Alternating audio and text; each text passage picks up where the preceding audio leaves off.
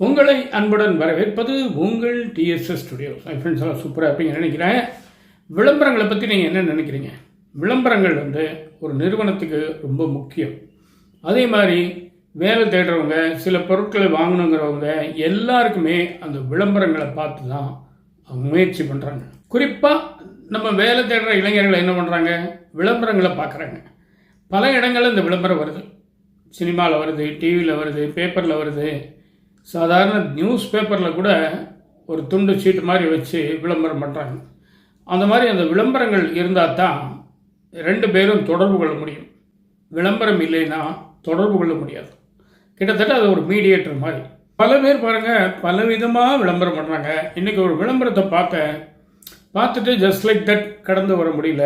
ஏதோ ஒன்று அதில் இழுத்துது. என்ன சரி, இன்னும் பக்கத்தில் போய் அது ஒரு ஃபோட்டோ எடுத்துகிட்டு வந்தேன். அதில் என்ன சொல்கிறாங்க அப்படின்னா, முதல்ல டெலிவரி பண்ணுறதுக்கு தான் அவங்க ஆட்களை தேர்வு செய்கிறாங்க.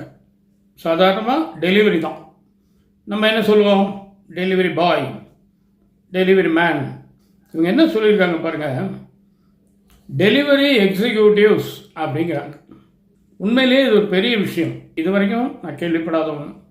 அதே மாதிரி ஒர்க்கிங் டைம் பாருங்கள், 5 to 7:30 அவங்க சொல்கிற டைம் 2.5 மணி நேரம் தான். அதுக்கு அவங்க 6,000 ரூபா சம்பளம் கொடுக்குறாங்க.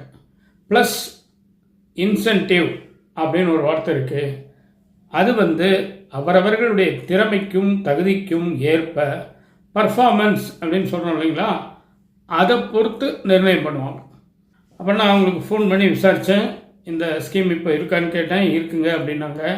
அப்புறம் நான் சொன்னேன், இந்த மாதிரி ஒரு யூடியூப்பில் கவரேஜ் பண்ணலான் இருக்கேன், இருந்ததுன்னா பண்ணலாம் தைரியமாங்கிறதுக்காக நான் கேட்டேன். பண்ணுங்க அப்படின்னாங்க. அதனால் இந்த விளம்பரத்தை பாருங்கள். யாருக்காவது இந்த 5 to 7.5 ஸ்பேர் பண்ண முடியும் அப்படின்னால் தாராளமாக காண்டாக்ட் பண்ணுங்கள். உங்களுடைய வருவாய் பற்றாக்குறை, துண்டு விழுகிற பட்ஜெட் எல்லாத்துக்கும் இது ஒரு சின்ன நிறைவாக இருக்கும்னு நான் நம்புகிறேன். நிச்சயமாக இது யாரோ ஒருத்தருக்கு, இல்லாதவருக்கு, தேவை உள்ளவருக்கு, பாவப்பட்டவருக்கு, திறமை உள்ளவருக்கு முக்கியமாக பயன்படுங்கிற நம்பிக்கையில் தான் எனக்கு சொல்கிறேன். இது கோயம்புத்தூர் பேஸ்டு கம்பெனி. அதனால் இங்கே இருக்கிறவங்க முயற்சி பண்ணலாம். வெளியூரில் இருக்கவங்க இதை பார்த்தாலும் இங்கே இருக்கிறவங்களுக்கு நீங்கள் ரெஃபர் பண்ணலாம். சரிங்களா? அந்த நம்பர் இங்கே கீழே இருக்குது. அந்த நம்பரை பாருங்கள், அந்த ஃபோன் பண்ணி காண்டாக்ட் பண்ணுங்கள். ரொம்ப கனிவான ஒரு பதில் வரும். அதுக்கப்புறம் நேரில் போய் நெகோஷியேட் பண்ணி பேசி கொண்டு உங்களுடைய வாழ்க்கையை நீங்கள் கொஞ்சம் இம்ப்ரூவ் பண்ணிக்கோங்க. இதுதான் இதனுடைய கான்செப்ட். நிச்சயமாக இந்த விஷயம் உங்களுக்கு பிடிச்சிருக்கோன்னு நம்புகிறேன்.